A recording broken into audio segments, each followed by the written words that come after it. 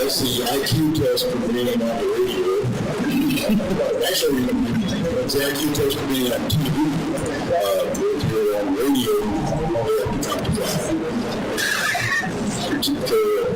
So it's the other way around. For radio, you can count to 10, but for TV, you only can count to 5. So. Well, thank you all for being here today, for attending.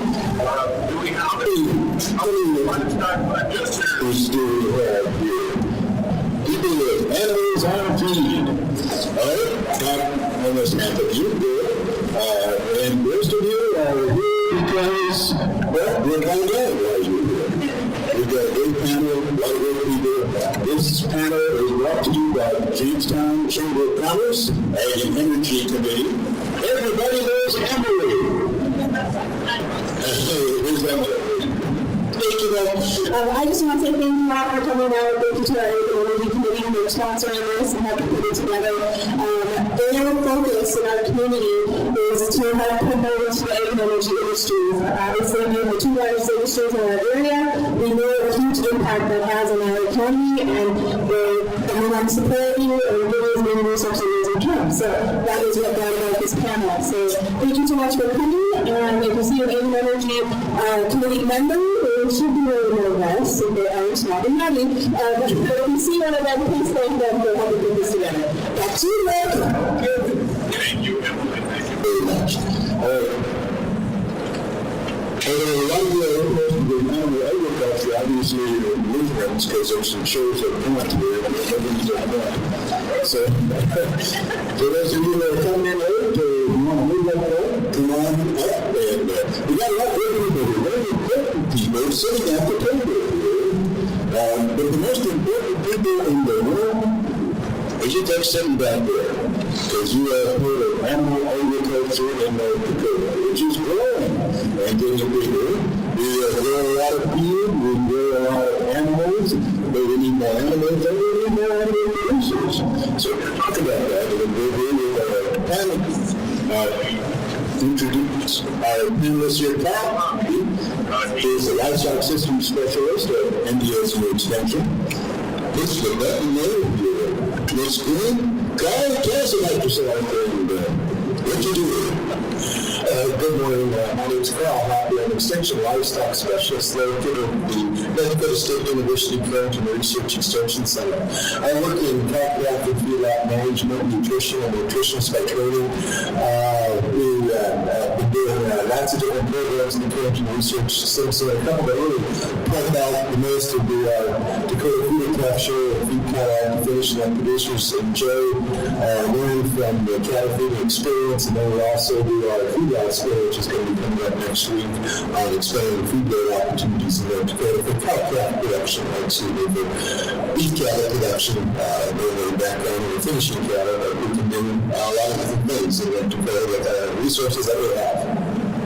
And we rely on NDSU Extension so much. The Executive Director of the North Dakota Livestock Alliance, celebrating the 5th North Dakota Livestock Alliance Symposium coming up.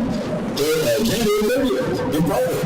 We'll encourage everyone to do that. And will tell us about yourself and the North Dakota Livestock Alliance. Awesome. Thanks for the intro, Rick. So I'm so happy to be out there and honored to be out there with this cool duo guys here. I'm Amber Wood, Executive Director of the North Dakota Livestock Alliance. So for those of you who haven't met our entity yet, we are actually an alliance of multiple different livestock and crop and farm organizations across the entire state. So our daily representative from our voluntary NCO is here with us today. So thank you, Jenny. We live with all species of animal agriculture, from 5 cows up to 10,000 cows. It doesn't matter to us. We're here to support whatever good species and whatever size that producer may be at or that producer may be seeking. So I'm honored to be here and I'm excited to have these conversations with all of you to get some more livestock on feed in the state of North Dakota. Thank you, Andy. So everybody knows Emily, but probably both of us know Brian Emerson, 4th generation raising from Jamestown to Jamestown. Great grandpa moved down in the 1800s. Not completely. Actually, my grandfather purchased that ranch in 1942. My great-grandfather. My grandfather ran that, and my dad ran that from like 70s until like 2000, and then I kind of took over from there. So we're just a diversified livestock operation. So like I said, we have a really unique background. My grandfather, actually, my great-grandfather was in the dairy industry and was a management of a creamery here in Jamestown, and that's how we ended up eventually doing all of the property we're at now. With a diversified cattle operation where we cow cattle at both the spring and the fall herd, at a feedlot and back over the fish cattle, and also do some effort development and build some grass cattle. So, and the other one, the question you talked about, talked in June I have not. No. We typically, I grew up in a very typical podcast commercial operation where we kept in April and May, and I then changed that when we started finishing cattle, due to some market dynamics, and then just increase the number of cows, and moved down to that cattle in middle May and June, and then we have a fall over and start calving again right about the end of August. So we don't really have too much of a break in between there, but it works good for my operation and for what we do, and we try to eliminate the weather as much as we can and not calving January and February. So I think you're a livestock specialist specialist from the University of Nebraska once who said, I can never figure out to go over there in North Dakota. You have three choices. You can camp when it's 20 below. You can camp in the mud in the spring, or you can camp in June when it's 60 above, 70 degrees in the sunshine. That's what they do down south there. So, but anyway, all of them do. Let's talk a little bit about the development of animal agriculture in the state. What are the opportunities and what are the roadblocks? That's a good one. Okay, so opportunities, the opportunities are endless. We have, I always say, North Dakota's beef producers are second to none. They are incredibly good at what they do. There's such an opportunity there for an interest, the producers are very interested in it as well, at diversifying in the backgrounding and finishing. And so we're really good thing that a lot of producers are going to look at now, especially after the challenging winter of last, is looking at doing some sort of structure, whether that be monoslope, whether that be going to the full-on straight-up Cadillac and the side of floors, like the gentleman that the women here that I'm eyeballing. Going to the side of floors, it's whatever fits your family, whatever fits your situation the best. So that's what's so cool about here in North Dakota is that the opportunities are endless. And I can't be there without speaking to North Dakota's opportunity in the swine business. The top priority that any good producer, whether you have 30 pigs, 300 pigs, 30,000 pigs, it doesn't matter. That's your top priority, right? Everybody knows. It's biosecurity, right? Making sure that your pigs are raised in a healthy, disease-free environment.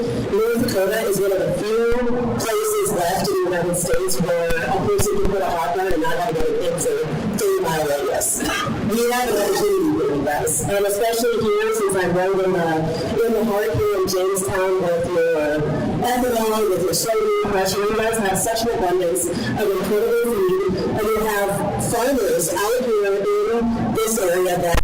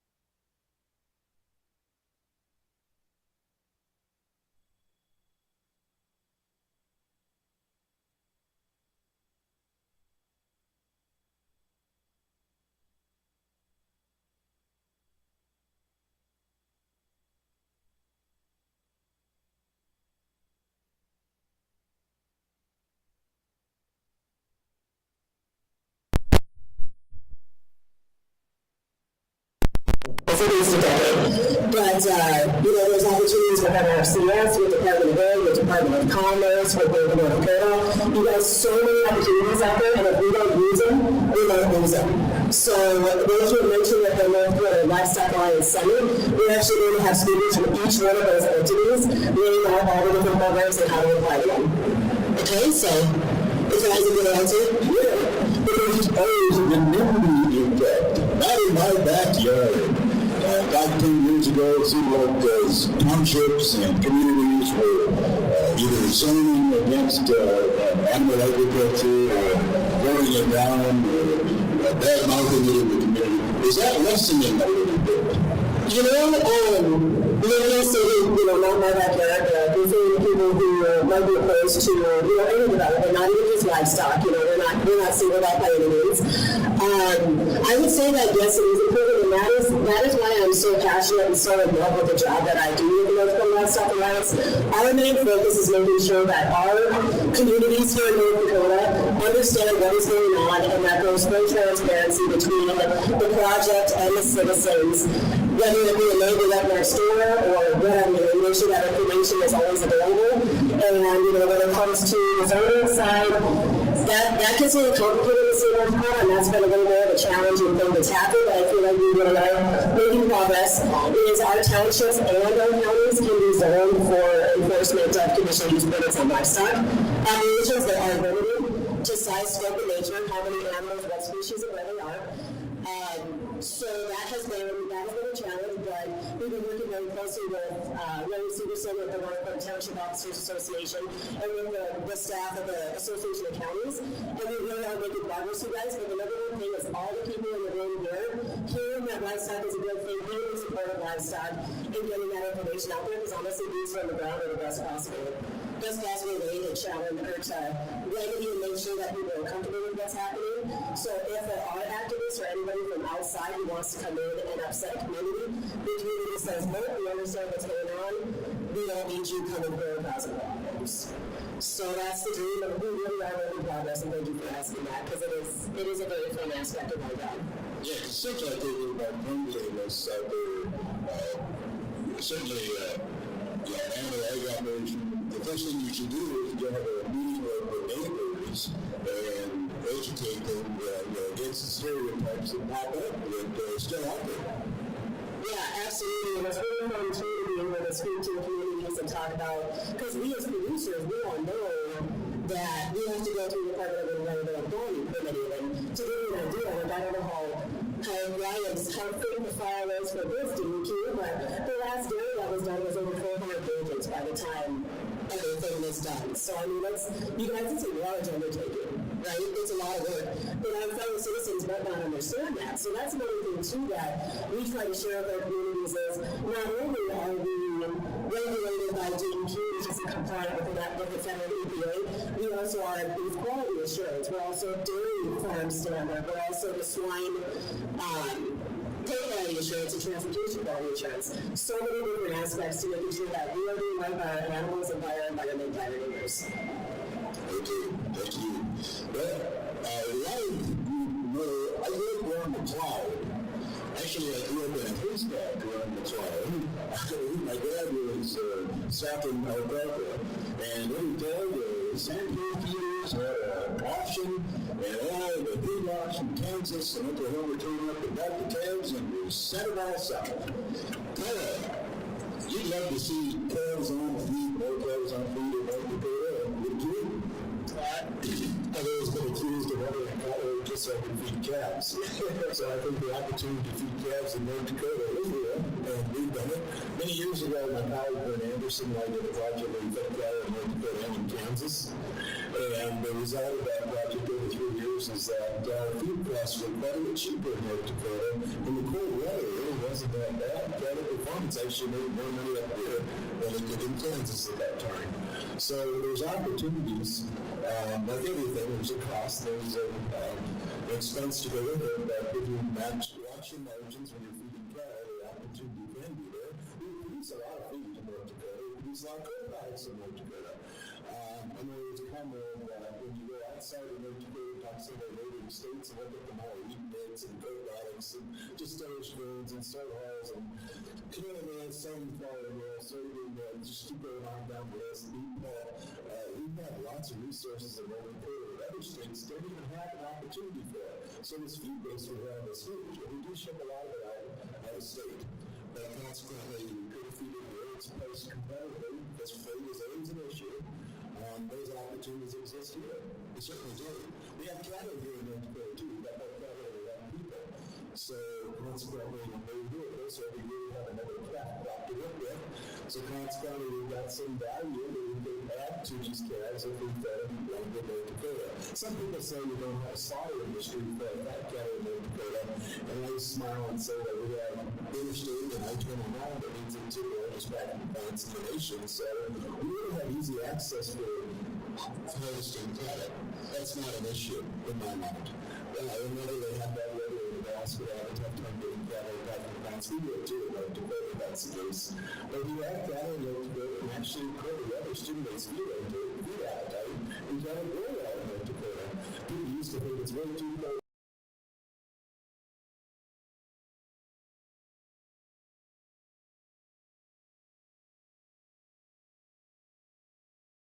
Environment for feeding cattle as compared to the mountains such that are in states further south.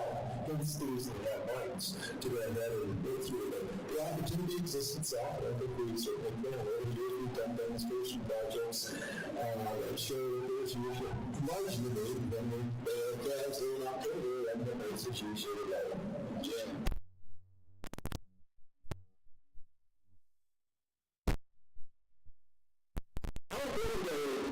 The soybean crushing facilities that are coming online here, I don't think it's so new. Is that a key component that is new to cattle feeders or not? Soybean has been around for a century.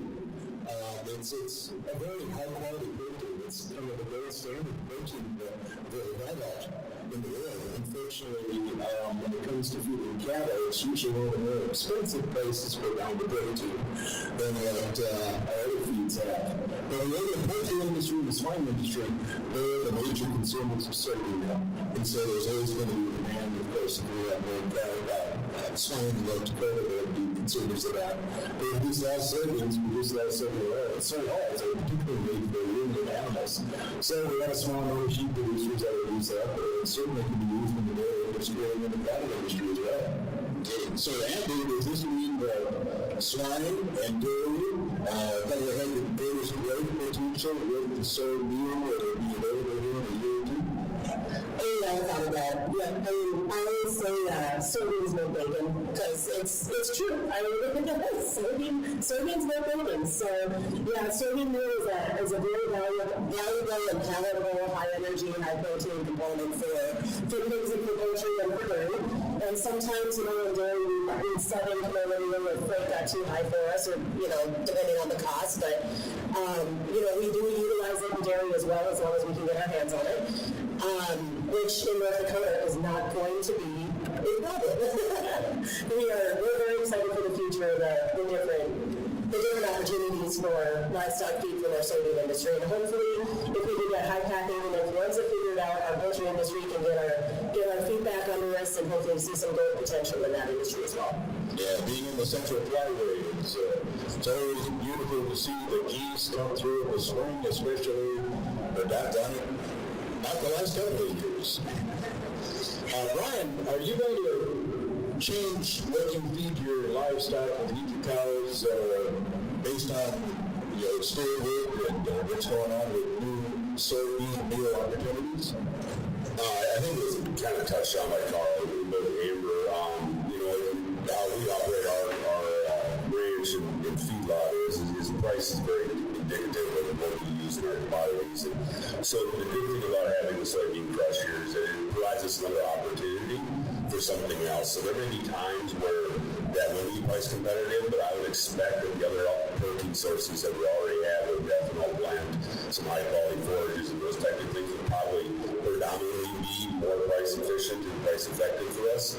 But it does create us another opportunity, and opportunities are always good.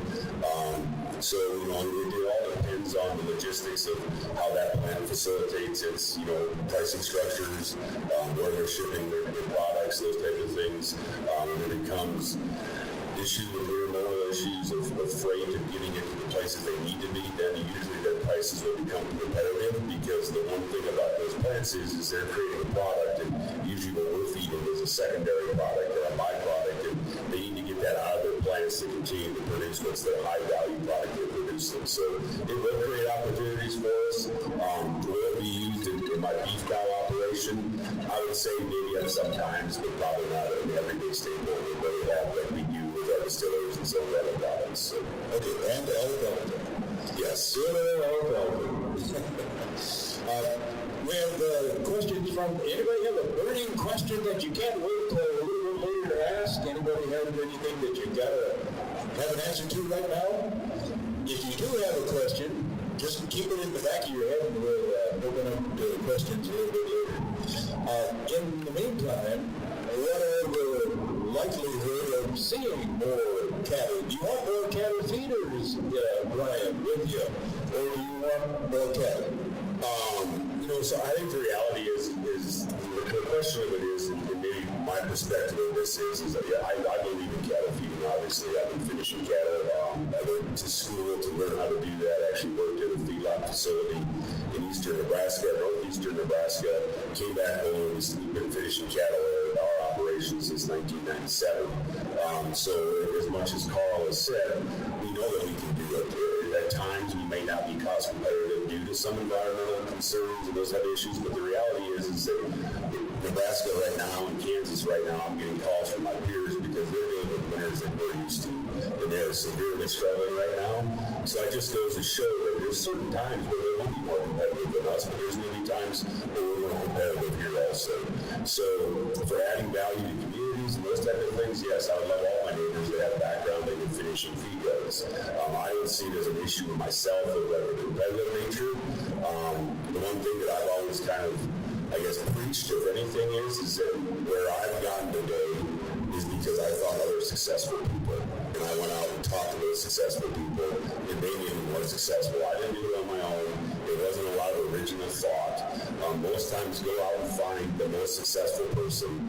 And from my experience, it's very difficult for us to do in our conservative nature and how we were raised and instilled in us. And I think it would help so many operations to be cheerleaders for each other. On the aspect of, if you know a farmer that's very successful and you're just raising crop commodities, go to that farmer operation, ask them, how can you do this? How can you always have new tractors? How can you do the best with your crops? But I drive by your fields, they're always the cleanest. They always, what are you doing? And when you ask those questions, amazingly enough, people are very willing to share. People are very willing to help you. It's kind of one of those deals, you're playing a little bit on, maybe you're swallowing a little bit of your pride, you're going to them, and they feel very fulfilled by helping others. That's just our nature. That's how we've been raised, but we don't do a very good job of that. So, we talked about the cattle feeders, and maybe I got a little bit off tangent there, but, I would love to see more cattle feeding here. We've been on many boards and involved in industry-related things, trying to develop that. It is a challenge. It is. It's very capital intensive. It's a little bit of a fear factor there a little bit because it's all our norm. The one good thing about North Dakotans is we're very resilient and very gritty. But probably the one negative thing about us is that we're not very willing to maybe step outside of the box or over the line and do something a little differently. And that's where I guess the challenge is that, to be cheerleaders for younger individuals and those type of things, is that's where I see opportunity for them to be involved in our industry. Right now, it's a beautiful industry to be involved in, but very challenging. The opportunities that I had in my 20s were a lot different than individuals now in their 20s, just due to the capital intensiveness of our industry. So they need mentors, they need peers, they need neighbors, they need other individuals to keep the young people within this industry, because probably that's my biggest fear, or the scariest thing that I deal with, is that our operations now, whether it be livestock operations or cropping operations or dairy operations, have we had to get to a point where we're at max efficiency and really push that size limit. So a lot of these operations, it'd be very difficult for them to become larger, and there's no need for them to, because they hit that efficiency.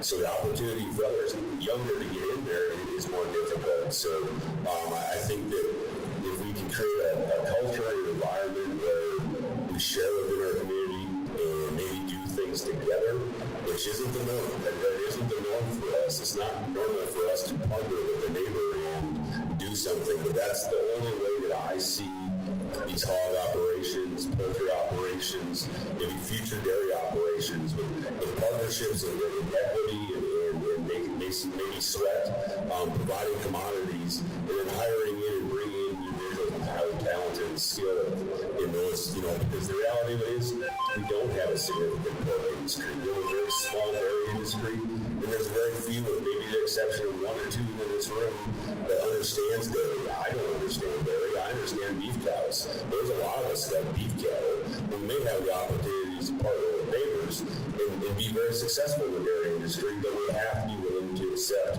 others' knowledge in part of our operations. So, great advice for anybody thinking about getting into animal agriculture or expanding. But is it a good lifestyle? I mean, when your city cousins are sleeping in Sunday morning, you're getting up to chores. This is funny because it kind of hits home. Although my dad is not involved in the day-to-day operations, he's probably the biggest venting post. You always have to have someone you can vent to, and usually they're venting about each other. He's still involved in our operation. on mentorship, financial partnerships, and those type of things. But we just had a conversation. He was back.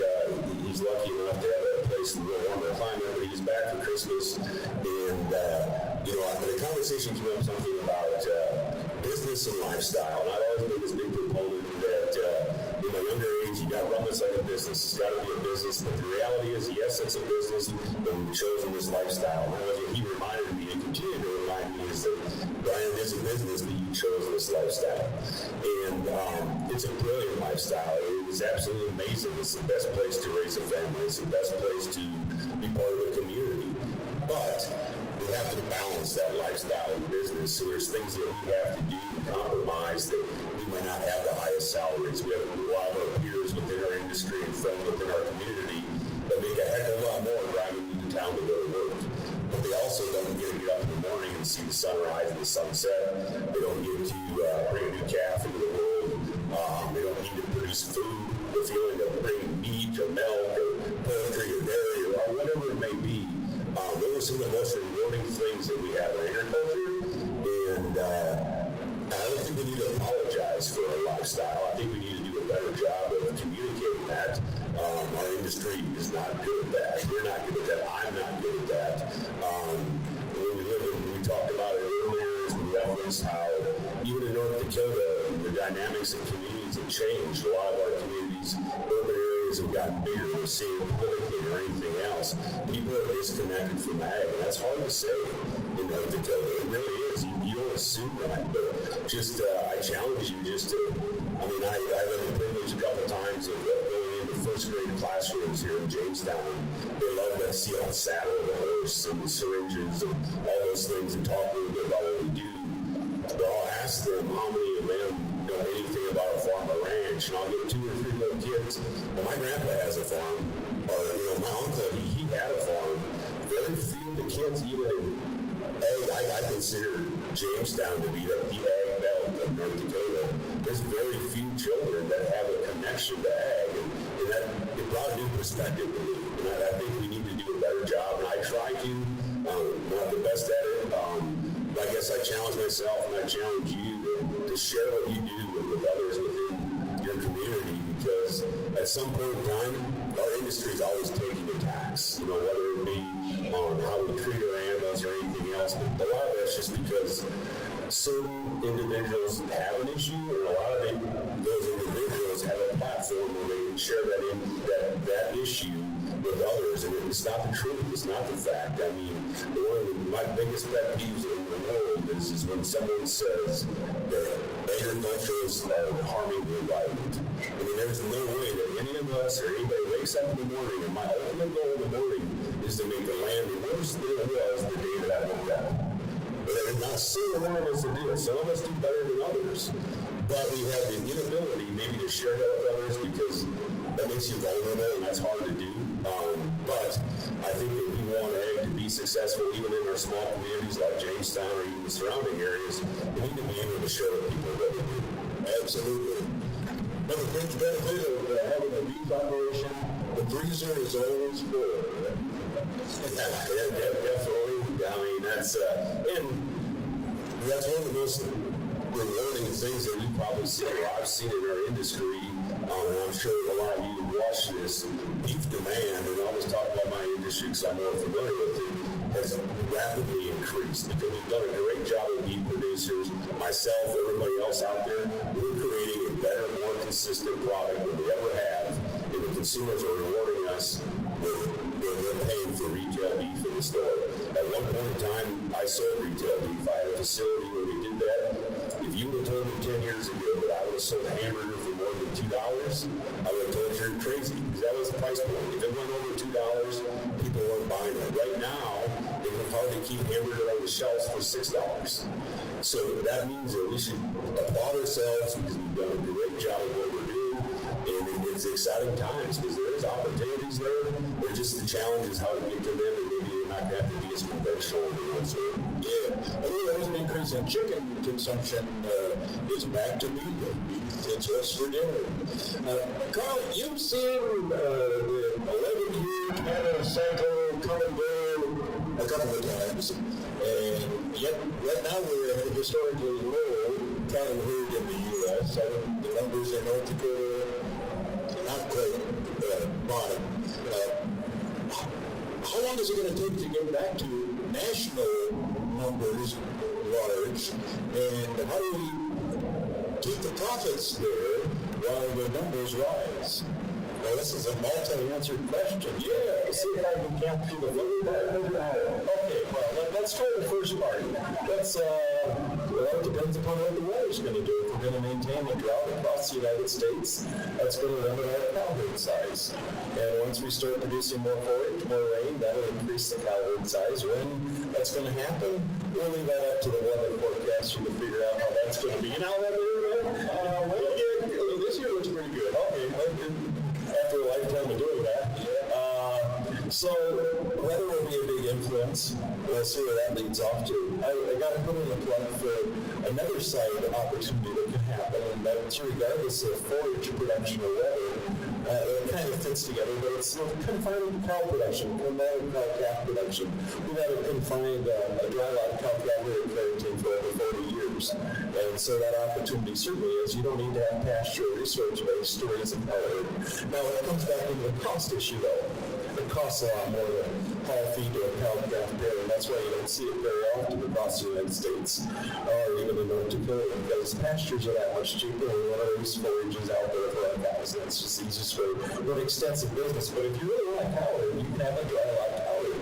Now, is it profitable? It depends what you sell your meat for, right? And meat prices are pretty good right now. On the other hand, is it enough to cover the cost of having a dry lot cow herd? I wouldn't go that far to say yes, but it all depends on everybody's individual production costs. Is cow herds going to be profitable? I've raised a cow herd for 20 years, so I'll say never expect a lot. It always seems to work its way out. But it's kind of like, I always remember a comment provided by a producer that said, once I had the cow herd paid for, it made it a heck of a lot easier. And like all things in agriculture, once you get your equity built, it gets a lot easier producing a profit. Well, maybe you made a profit, but you still have to retire that equity somewhere, that debt somewhere, and that's a challenge in the livestock industry. It's high equity, high investment. You have to live off of somebody else's equity before you can live off of yours. Hopefully, you don't have to inherit it. Hopefully, that doesn't happen, but eventually that helps a lot of farmers if they've been involved in the industry along with these. There are other programs out in the industry which will help beginning farmers. I'll let speak to those other than the fact that I think there are programs out there that perhaps you can investigate to try to get some loans to start a cow herd or a sheep flock or even the swine industry. I'm not sure about dairy. That's a pretty big investment. But there's opportunities. Well, that was like two parts of your question. I think there was a third part, but I forget what that was on there. Profitability. Maintaining profitability, that's always a matter of management. And as hard as you try to be profitable every year, there's going to be years when you made a mistake and it won't be profitable. Whether it be debt loss due to weather or there'll be repairs that you're planning for or drought that doesn't provide feed reduction, it's a huge puzzle to try to put together when dealing with a cow herd. Now, feedlot's pretty different because that's all margin business. So whatever your feed cost is, your cattle cost is, you got to work in the margin. And if your budget shows that your cattle feed is going to lead to a loss, you might want to respect your budget, because you might have to pay yourself back someday on what you decide to do. Now, if it's profitable, you can protect your risk through things like I talked about this morning, livestock risk protection. Those types of programs can help. So there's opportunities there. It comes back to management. A lot of keys to the whole thing. Is it profitability? I think so. It takes time. Sure. Expanding your animal agriculture on your farm, your more out there. But wait 2 years before you go to pocket in cow-calf operation. Deer guy can make a little money hopefully in 1 year. Chickens make profit 3, 4, 5 times a year. See, you're talking about the cycle of life there at the cow herd. Years. I was thinking, gee, 20 years might be too early to make a profit on the cow herd. I'm just teasing on that. You never know what things might happen out there. But it is true, when you're doing a feedlot, there's always a turn of cattle. One pen is fed, it's finished, you put it out with everyone. That way you can improve you've done in feeding or the type of cattle you have already or what you're marketing with. One thing about the cattle industry, we have light calves, we have heavy calves. We have calves that are grown for low rates of gain, calves that are grown for high rates of gain. We have calves that are backed on for next summer. We have calves that are bred as heifers. We have a lot of different things to feed and when to go or what's right out there, and there's opportunity there. Brian wants to see calves with low growth rate, birth weight, and high daily rates of gain. I guess I don't really focus on that, to be quite honest. I think the biggest thing, and just to add on a little bit with Carl, is that profitability does dictate herd rebuilding and that type of thing. It's a hot button issue. If you open up any, I call them advertisers, like the Beef, the Growers, any of those magazines, they're all going to talk about it. Listen to Cattle Facts, probably one of the premier industry within the beef industry that tracks, production, whether it be on beef or anything else. And I think it's going to be a challenge for our industry because profit indicators will indicate at some point in time that we're going to rebuild this cow herd. My biggest question and concern is who's going to rebuild the herd? Because I'm not quite sure we have the young individuals because I think we failed at a few places of mentorship in these type of operations, and we have an aging beef population. And let's all face it, over the last 7 years, we've seen severe challenges with our equity and balance sheets, and we've lost some of those. And right now, we're seeing some great returns, and we're going to see those returns for a little while. So it may indicate a couple of things that are going to happen. And I think what may happen is that we will see a major retirement within our industry because it's going to provide opportunities for those individuals, late 50s, 60s, and early 70s, opportunity to heal up themselves and to be able to get out of our industry. Now, someone's going to need to come in and replace that. And how's that going to work? Our ranch is going to become larger, or younger individuals are going to become partners within ranches. I think politically, we've done some things within our state that are good things and now allow people that are non-family members to be part of livestock operations, which will provide more opportunities for operations to continue. I think the biggest challenge is how that succession plan looks. It's going to look different than it has normally because we've lost some generations from agriculture because there's been better opportunities for them in other workplaces and other places. Let's just face it, not everybody's cut out to be an agriculturist. Not everybody's cut out to calve cows out. Not everybody's cut out to feed livestock. But there are a lot of individuals that want to do that. And the craziest thing within our industry, and maybe dates me a little bit, but so I graduated from college in the 90s. And predominantly everybody within my class or my peers came from agricultural operations, and we were going to go back to those agricultural operations or we would be part of the industry in some aspect. I was just at a meeting just recently. In fact, I just got back from it, and an individual there was from Cal Poly. And Cal Poly in the western part of the United States is one of the most predominant agricultural schools. Highly renowned, very good at what they do. And this professor indicated to us that over 85% of his students do not come from an agricultural background. They're all getting animal science degrees, but they don't come from a production agriculture operation. And that has completely reversed those roles from where we were. So those individuals are going to college because they have a passion for our industry. They really don't have a place to land after that. They don't have what I have. They don't have the generations behind me that create those opportunities for me. So I think it's going to be a challenge. And to get back to that, we really build that herd. It's just, how is it going to look? Are we going to allow it as individuals within our own industry to look a little different? It kind of goes back and it ties everything else in, not my backyard syndrome. And, a lot of us are really good about having whatever family name is down the road. They've been there a long time. We want to see them successful. But maybe someone comes in, talks a little different, looks a little different, maybe from a long ways away, different. And we've seen that within our communities to where there's been a strong resilience against those individuals because they're not that family name, they're not that individual. But in my opinion, some of those individuals that have become part of the North Dakota agricultural community have some of the best run, best managed operations ever, and have become a strong supporting cast and member within their own community. Just took a little time, and Andrew probably can attest to this, is to, we need to allow others within our industry industry, and that's a challenge. It's hard to do that because, like I said before, we're pretty gritty individuals, and we have to be gritty, and that's how we survive. So sometimes the things that we don't know and the unknown overcomes us with a little bit of fear and skepticism. And I think we just allow ourselves to allow some of those individuals, and that's going to be a challenge to bring individuals from the Cal Polys, and I'm assuming that it's maybe not quite statistically the same as at ASU, South Dakota, or Nebraska, or Iowa, or down in the ag areas. But there are a lot of individuals that want to be involved in ag that don't have a background in it. And it's, they find out quickly there's not Americans out there. It's not. As Billy found out last weekend ago that one door closes, another door opens. Sometimes it's 60,000. But it's with the retirement and with older producers getting out of the business, and they're practicing the same thing. There's interest in agriculture in general, but also animal ag from young people and those not traditionally coming from the farm. Yeah, I absolutely love that Brian brought this up. I was practically bursting out of my chair here.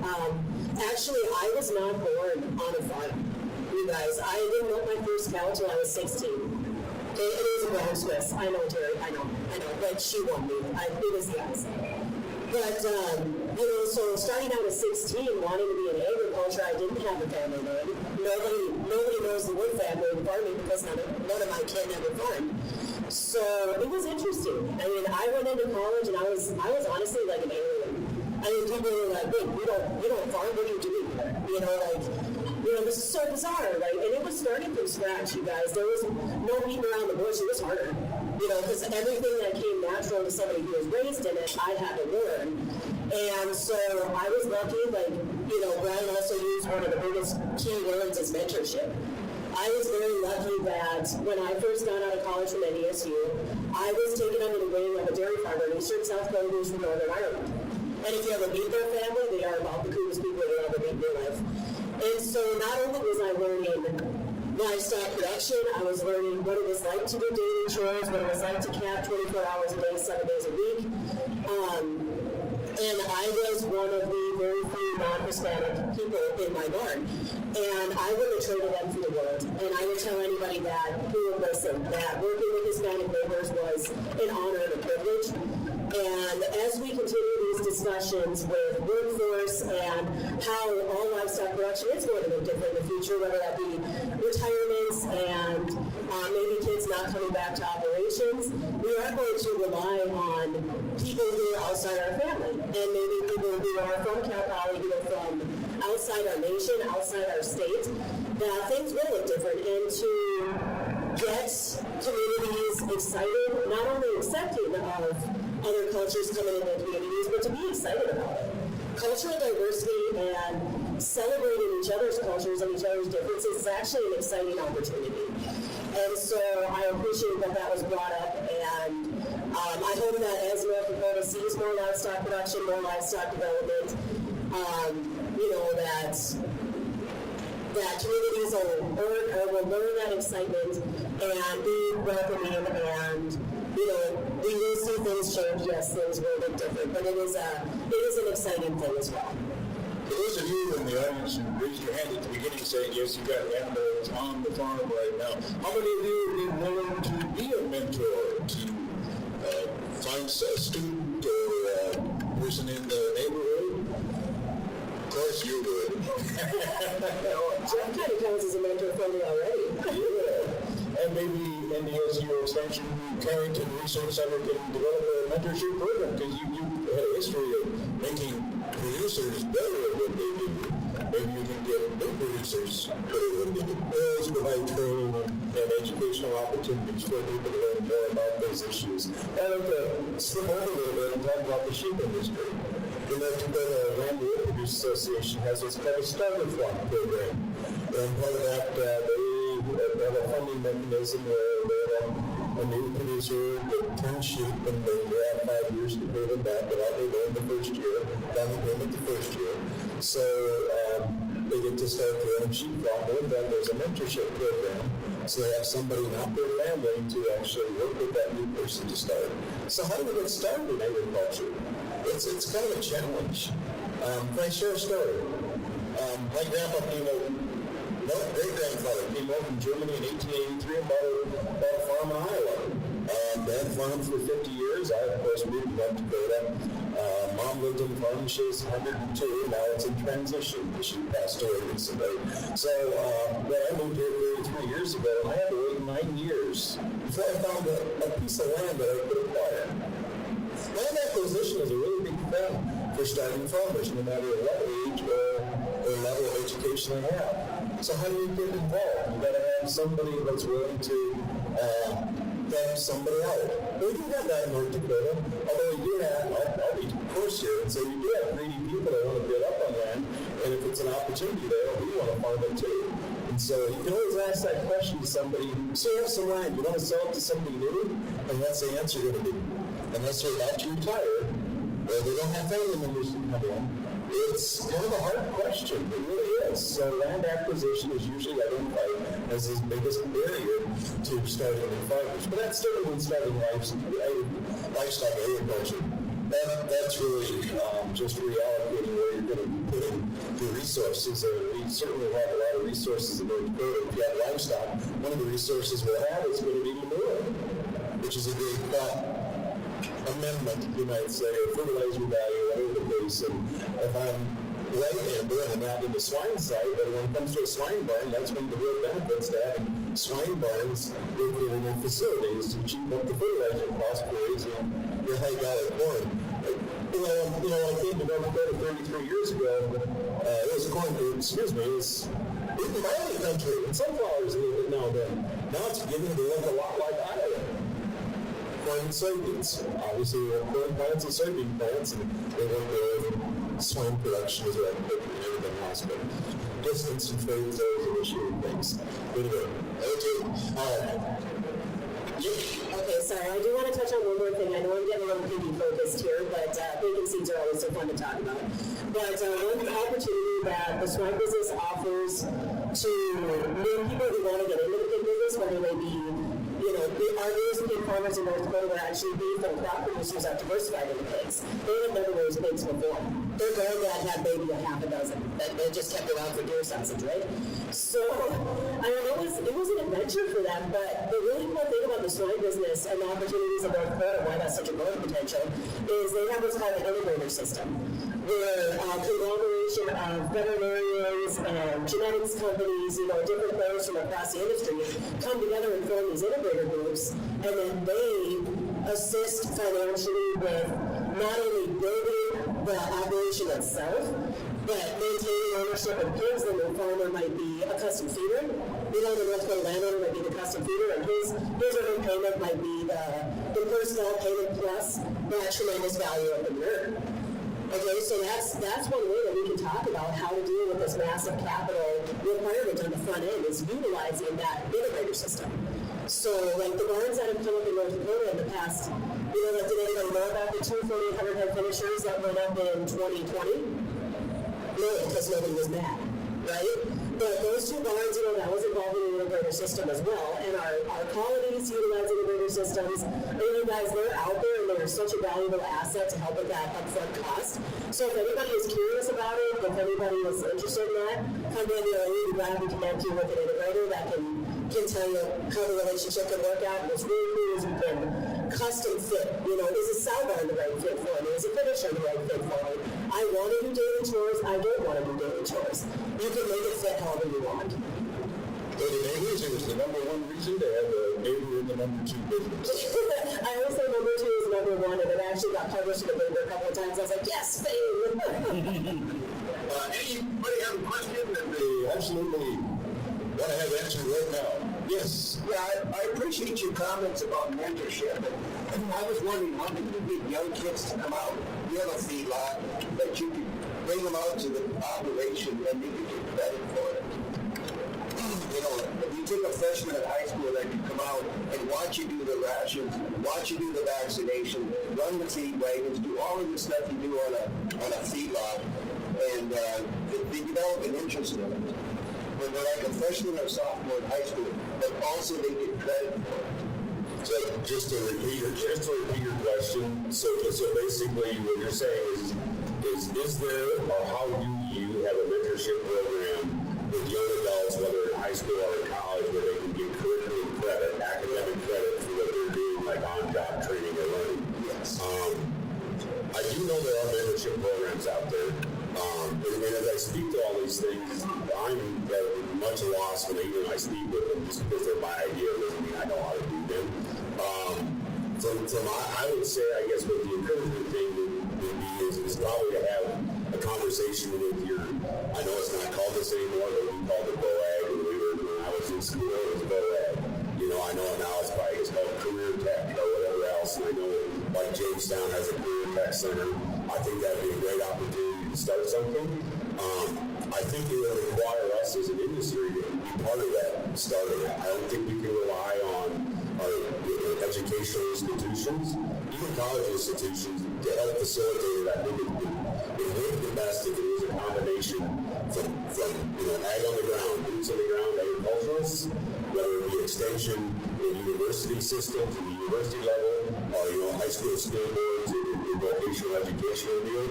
I think that would be an amazing thing, and I think it would create. First of all, I spoke a little bit just to communicate our mission and what we do. And that would help a lot, even if those mentor individuals that watch you do what you do every day in your facility, they may never ever be involved in ag, but they're going to have a family. They're going to know a bunch of other people that are involved in ag, so they can be out there. They're kind of your truth tellers. They're going to say, no, it wasn't that way. It wasn't that way when I was on this feed yard. Feed yards get a black eye for everything we do. We're factory farms, we do this, we do that. The reality in North Dakota, there's nothing factory about anything around us. We're families trying to make a living for the rest of our family members. And some of us are a little bigger than others, some of us are a little smaller. And usually it's indication of number of family members trying to make a lifestyle or a living off that operation. So I guess that would be my encouragement. Maybe Carl, he's more familiar with the university system, and he probably knows that maybe there already is something out there in a way to do that. I do know that many other universities have internship type of programs, and that just requires you as an individual seeking out that university and trying to meet their standards or qualities and what any academic requirements they would have. But I'll let Carl kind of speak to you. Maybe he knows a little more about NDSU structure.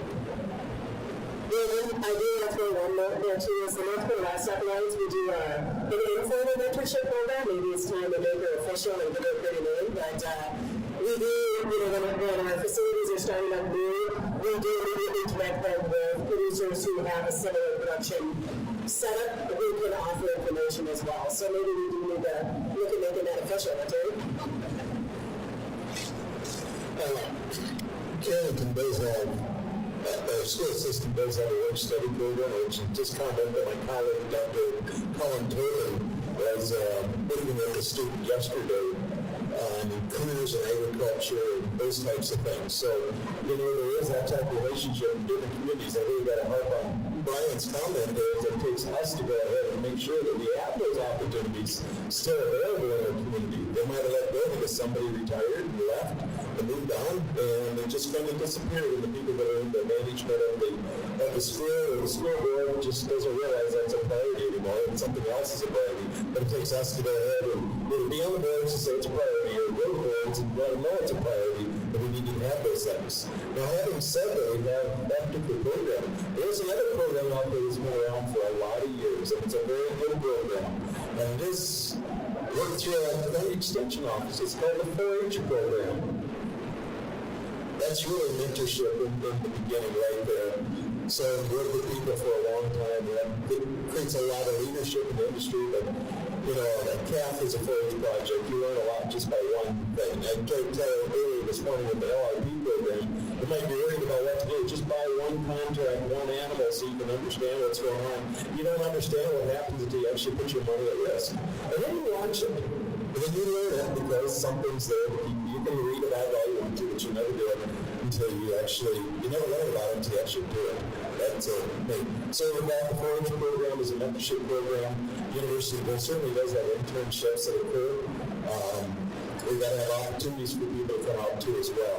Like you say, it's probably a great idea to make things more formal and encourage, because I know at NDSU, especially in the animal science department, if you ask the demographics so I'm kind of impressed in this room out here. We see a lot of guys this morning, very few girls. And if we're in the department now and we look at our student class, it'd be just the opposite. Just the opposite. There's a change going on. That's all. Just a change. Just be aware of that is the case and then move on. We've got great people no matter where they're at. It's the and the lady, they're still there. Yeah. So I gotta say this with Carl's comment. If you walk into a dairy farm and into a sow farm right now, it's us gals. You know, Michelle? Hey, in the class, that's good. Experience for fourth graders. You want to learn to be a farmer, you need a lab. And that would be a mentorship program on the farm with somebody with a vested Well, there is FFA too. Yeah, I want to get that program as well. That's an excellent program. Yeah, I was going to smile and say, I did find out all the guys when I was up in the airfield one day. Yeah, those are. All right, Carl mentioned the North Dakota Lamb and Wool Producers Association and their mentorship program, which is very popular, very well known by a lot of people. The University of Minnesota and NDSU Extension Chief Specialist is the MC for the North Dakota Livestock Alliance coming up January 30th. So if you want to know more about mentorship programs and how they work, go to the North Dakota Livestock Alliance. Amber, why don't you break up that meeting a little bit where it's at in the details? Yeah, I would love to. So yeah, we're so excited to have Travis Hoffman as our MC. He's an absolute quiet, non-stop source of enthusiasm. So yeah, our event the lineup is extraordinary, you guys. We are going to have, so it's January 30th, and it's a one-day event from 10 a.m. to 4 p.m., and it's at the Hilton Garden Inn in Fargo.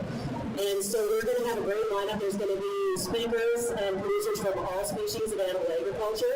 And there's also going to be, like I said, multiple speakers from different financial institutions to assist with those incentive programs. Because like I said, if we don't use them, we're going to lose them. So we want to make sure that our producers are aware that those programs are out there. And NDLA can assist with your application process to get those done. So yeah, I would strongly urge producers, even people, I'll be honest, you guys, it's kind of a matchmaking event. It's a matchmaking event between, maybe crop producers who are interested in diversifying into pigs, or, crop producers who want to learn about how to utilize manure on their land for the first time. Okay, we're going to have two great speakers that are going to focus entirely on the utilization of manure. Okay, and it's going to be, especially about pigs, but you can use it and, just adjust your numbers a bit depending on the species. And we're going to talk about how to utilize manure in a diversified crop rotation. So, in those crop rotations will include sugar beet and potato discussions. Okay, so lots of really cool information. So please be there if you can. I can't guarantee it's going to be above zero, but a girl can hope. But yeah, we would love to have everyone there. It's a free event. So hopefully we'll see you January 30th with the Hope Oregon Tournament. A matchmaking event. Speed meetings and tours. There we go. Well, you said you've been your own operation for over 20 years. You've got feedlot data for 40 years at Carrington. But you've got the 29th annual Dakota Feeder operation going on. Last year it'll be 30 years. Well, yeah, Rose and Tractor, which is this year. I do know that feedlot school are having next week in Carrington. There's our 29th year of doing a feedlot school at Carrington. I continue. The Dakota Feeder Calf Show feedlot project, I think, was in their 27th year. Somewhere through there. But, they all blend together as time goes on. You get gray hair, you just kind of forget, right? Yeah, it just kind of happens. But now we have interest in people feeding cattle. I'm always elated when I hear back, yeah, I went to school 15 years ago. Where the whole lot should come back again and maybe some of my kids. It's like, wow, okay. It's a very introductory type school. We cover a lot of things in our feedlot school. Of course, they can ask questions that are very precise and detailed, but it takes it's in-depth 1.5 to 2 day school that we put on in Carrington every year. It's usually waiting list. So if you someone applying by all means, please contact the Carrington Research Extension Center, and you place a waiting list so we can contact you later. Sign up for next year. That's exactly right. Yeah. Ryan, do you have any shameless self-promotion things that you want to Talk about. No, I know it, I guess.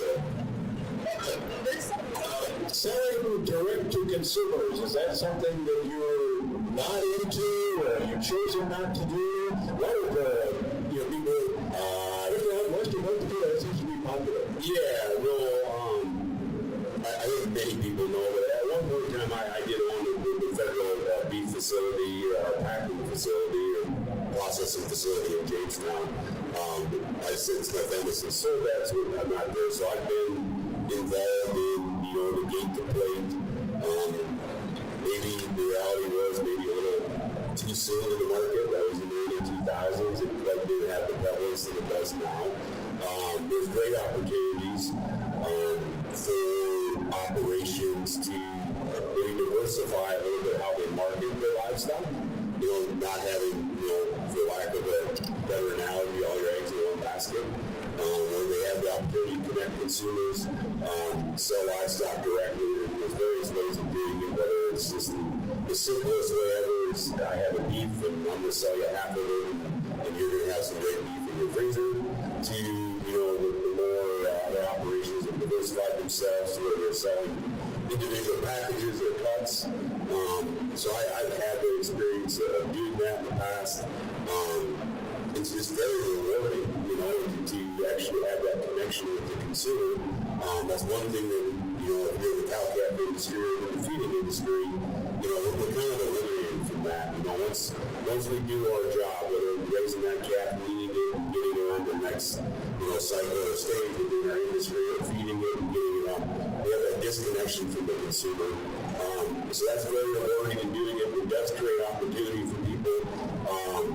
It's one of those deals where I think it creates a lot of opportunity for young producers because it requires a lot of hustle. It requires a lot of greediness and hustle, and you got to put a lot of sweat equity into it. That's what it takes, and I found that individuals that are really fired up about the industry, and that tends to be the prevalence of 20-year-olds and 30-year-olds, and they still have that really burning desire to be involved and do that, and maybe not quite as calloused by past markets and just doing this industry and job. It creates great opportunities for them. It's a great way to connect to consumers. And who knows, with the right kind of hustle and an opportunity. And I think the biggest thing we talk to or listen to a lot of successful individuals, whether in our industry or other industries, sometimes it's just timing and luck.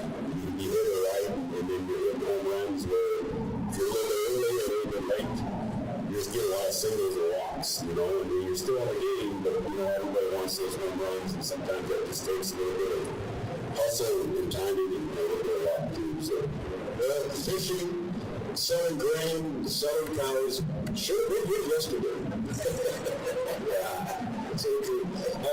And farmers love their baseball caps from the seed company. Do you have to have a cowboy hat to be a cattle operator? No, by no means. It's personal fashion preference, I guess. Let the party walk the walk. I don't know. I know many very successful cattlemen that look like your local businessmen, and then I know extremely successful cattle individuals that maybe weren't quite sure when they came off the top of the hill because they looked like they've been doing chores for a long, long time. Yeah, so I think it's just personal preference. Dirt hat in the wintertime, straw hat in the summertime. Yeah, that's the traditional thing. It's Labor Day and Memorial Day. You got to keep the straw in the summer and the flat in the fall and winters. Yeah, that's how it works. So, any other questions from the audience? Anybody have anything that they like? Yeah, go ahead.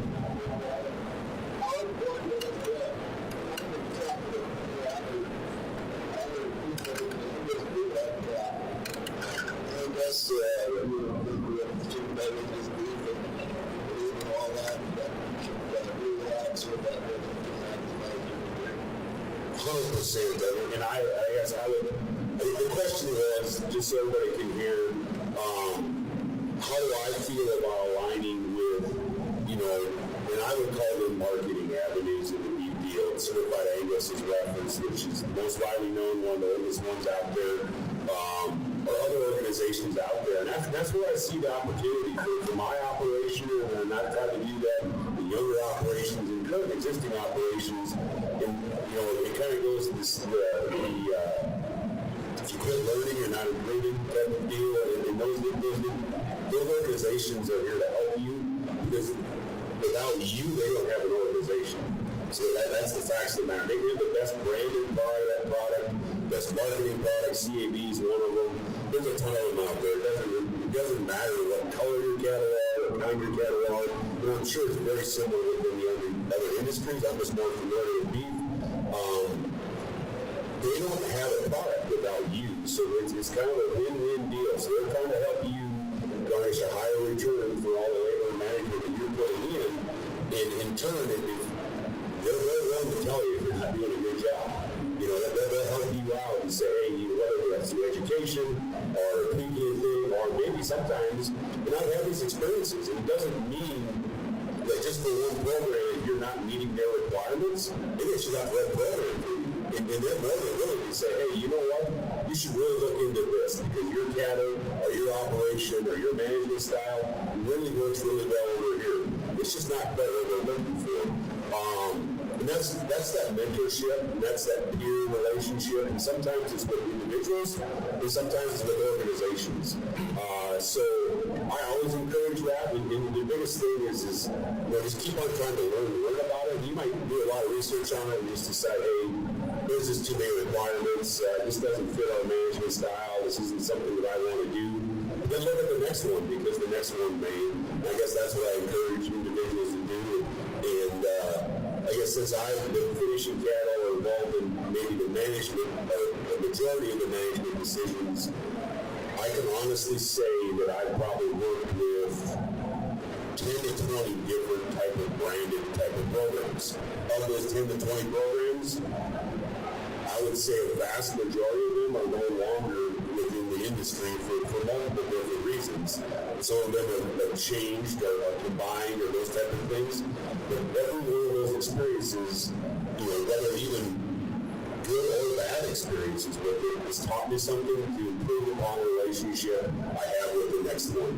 And it's sometimes frustrating, because you may think you're doing everything right, it's working really well for you, it's completely out of your control, that program changes, it's no longer validated or no longer needed in the industry, because the next best thing came. So you have to kind of be evolving with it. But it's helped me become a better cattleman. It's helped me become a better steward of my land. There's a lot of things out there that are grazing related, production management related things. So I guess I encourage other individuals to do that. I've learned more from that than probably kind of like what Carl said, is sometimes you learn the most from this by doing it. And I guess I don't know if I completely answer your question or not, or is that what you're kind of getting at?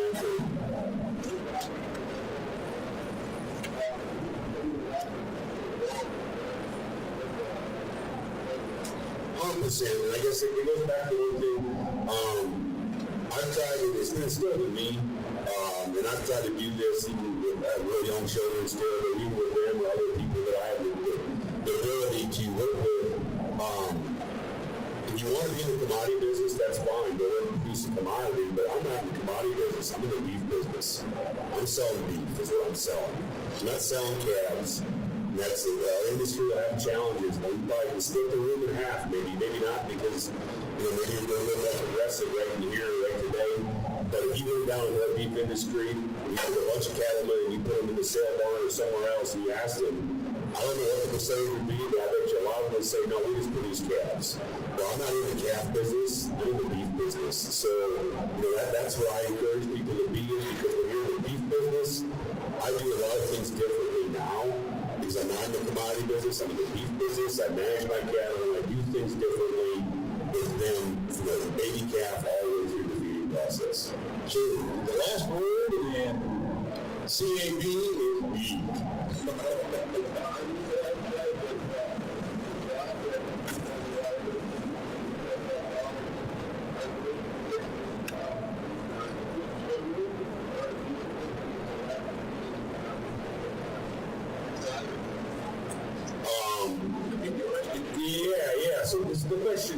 that the topic that was brought up was the beef checkoff in the beef commission, and those dollars earn the best way they can for our industry. I'm trying to paraphrase this a little bit. So all things disclosed, I am on the beef commission now. I was appointed 2 years ago to be on the beef commission. So I've had the ability to look under the hood. Let's say that the best way to call is look under the hood. And my interpretation of it is, as a whole, I think the mission and the purpose of the North Dakota Beef Commission and the beef checkoff nationally and both locally is exceptional. With that being said, are there things that we can improve and do things differently to do a better job of what we have? 100%. So that's where it comes, in my opinion. That's my goal and my mission to be on that board is try to improve and make things better for my predecessors that have done their job. But it's also the task and job of us as producers, because we're a producer-run organization. So those are our producer dollars. As I sit in that beef commission, I have to take this hat off and look a little differently. I represent all North Dakota beef producers, whether they have different marketing programs, different political, religious beliefs, any beliefs. All I'm doing is I'm representing their beef sales. So 100%, I think the beef checkoff and what we can do with those dollars is amazing and great. Do I think it's always been allocated in the right places in the right ways? Probably not. Just like my operation, I don't hit home runs every day. I mean, I strike out quite a bit too. Are there areas for improvement? Yes. Will we get everything 100% the best? Probably not. But I would hope that producers would be assured that with these commissions and committees, everything else, I'm representing you. You may not agree with my beliefs all the time or those type of things, but I want you to feel that you have the ability to call me and express your concerns, and I will bring them to the commission and the board. And I'll promise you one thing, it's my ability to do the best job that I can. There's 8 other individuals on that board besides myself, and I always don't get my way, let's just say that. But I think producers should feel rest assured, whatever their opinion is of those checkoff dollars, there's a highly motivated group of individuals that are producers that are trying to do their best job to get the best return for your dollars for marketing and increasing the demand of our beef product. In the latest research, every $1 checkoff invested is like 24 or 17. I personally, there is a return on the investment, and those numbers can be, Kansas State and other university systems have done that. I don't think it's quite that high. They come out with a dollar that's higher than that. But I simply have a real simple philosophy on that, because I don't like to get in the weeds and debate all this return on investment or anything else. What I like to say is that I'm in business, and I kind of treat it like a business with this deal. Although it's my lifestyle, I mentioned that. But if I give you $1 and you give me $2 back, I'm winning. So, if I give you $1 and I get $1.10 back, we're still winning. We're making a lot of us do a lot of things for less than a 10% return. So I think we have to have realistic expectations. It's one of those intangible things that it's hard to put a dollar figure or number on, because it does so many different things. But I firmly do believe there is a positive return on that. Now, I don't want to get caught in the weeds on $11 or 17 or 23 or 24, but I can assure you that it's bringing you back more than the $1 or $2 that you're putting in. Sure. In investment in promotion. Very important. Yet there's always conspiracy theorists out there, some of them live in buildings. Last chance for questions from the audience. All right, so I have a question for you then, along the certified Angus beef lines. How many of you have heard of, or are going with, or have experienced with BQA or PQA? Carl, how does somebody get into beef quality assurance and pork quality assurance? Is there a chicken pork? No, there isn't yet, is there? I think it'd be pork, but okay. BQA stands for Beef Quality Assurance. And we do have a Beef Quality Assurance Coordinator, Lisa Peterson, with Livestock Extension Service, who goes around the state and puts on programs to either certify you as Beef Quality Assurance and give you a number or give you recertification. And there's continuing education programs. Having said that, we have these programs within the county agency support those. You can go online to the National Beef Quality Assurance website and take the beef quality classes online. And to make another point here, we have it for cow-calf producers, it's for feedlot producers, and even for people that haul cattle to the packing plant.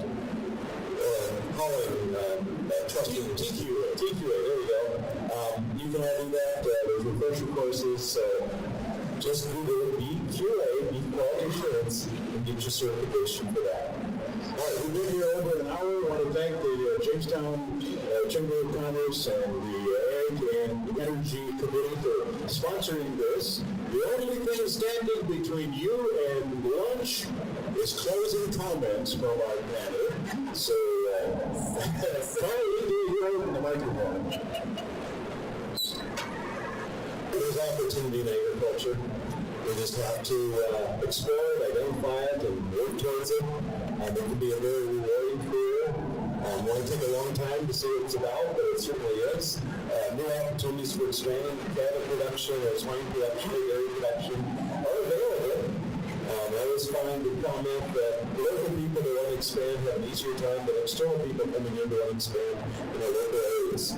So, however that whole thing works out, there certainly are opportunities, legislative things that come through that try to encourage livestock production in North Dakota. If you look at other states, their revenue on livestock production is quite a bit higher than it is in North Dakota. It's kind of like we've always focused on crops and went to Arizona in the wintertime. That didn't raise cattle or livestock, but we certainly have the opportunities to do this in North Dakota, and maybe as time goes on, we'll expand even more. Yeah, right on. Very good comments there. So, yeah, building on to put some numbers to how North Dakota compares to our neighboring states. Minnesota and South Dakota are pretty much 50-50 for on-farm receipts between crop production and livestock income. And North Dakota, we're 80-20, 85-15. So we have so much potential here and so many things. I know I hate to say the word potential every time I hear it. I think a Christmas story, but so many different things that can be done here. I mean, North Dakota, you producers are incredible already, but there are so many other things that the person can do. So the North Dakota Livestock Alliance, we have a very enthusiastic, positive, outgoing group of people that are here to help. Okay, and these are organizations, not just individuals, but full organizations that we can definitely, if we can't find an answer for you, one of our team can. So please utilize us. We're here. We're free. So talk to us. We're glad to help. I guess I probably talked too much already, but I think I just like to piggyback on that is that use your resources. We have two great resources right here. I know them both personally, and when Amber says that, if I don't have the answer, and I don't follow the test in this, I will find you the person with the answer. And that's done the most for me individually. If I'm trying to research something or thinking about something differently, is to find the person that puts me maybe with the next person that's the connection. And use those resources. And I know in our industry that there's a lot of people out there, and from my experience, they're more than excited, and that's how they get their personal fulfillment, is to actually be working with producers like myself and helping us do things that they're very passionate for, because I guess we're kind of the muscle, maybe a lot of times in the brawn and the other brains that help us get to where we need to be. So, okay, thank you. I guess for me, the greatest epiphany I had in the last hour or so is that a mentorship program is needed. Amber especially has been working in Carl for decades, trying to make producers better at what they do, more profitable. It is a business, and people, we want more animals on feed in North Dakota to consume the feed that North Dakota farmers grow. But we've got to teach the new ones how to do it, and we've got to bring them into the fold. So, sorry, we're out of time.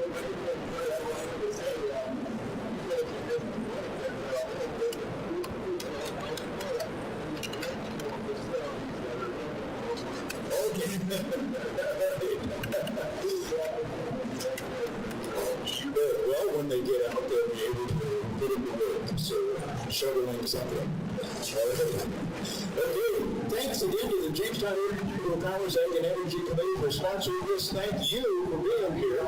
Thank you, Carl, Amber, and Brian for being here and being part of the great panel. Hope you all learned something, take something away. We'll see you through the day on the boat tomorrow. And get us some farmer appreciation lunch. It's coming up at the end of 8 minutes.